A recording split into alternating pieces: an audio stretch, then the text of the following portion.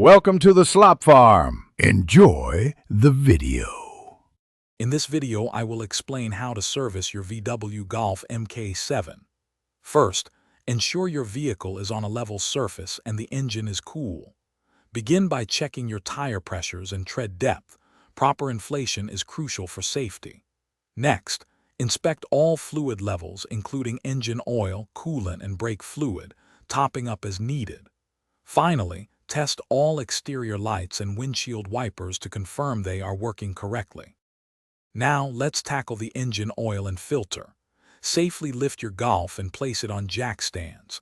Locate and remove the sump plug to drain the old engine oil into a suitable container. Once drained, replace the sump plug and remove the old oil filter, then install a new one.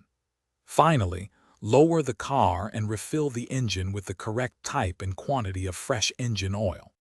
Moving on to filters, replacing your engine air filter is straightforward and improves engine performance.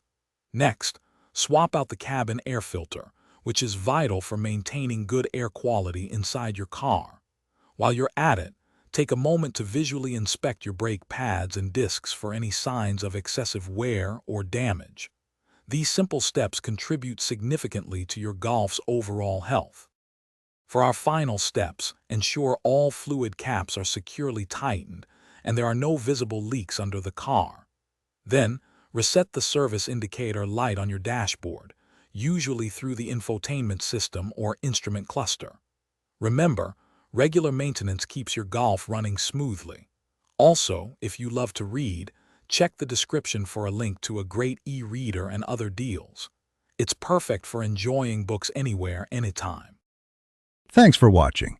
Consider subscribing if we helped you today.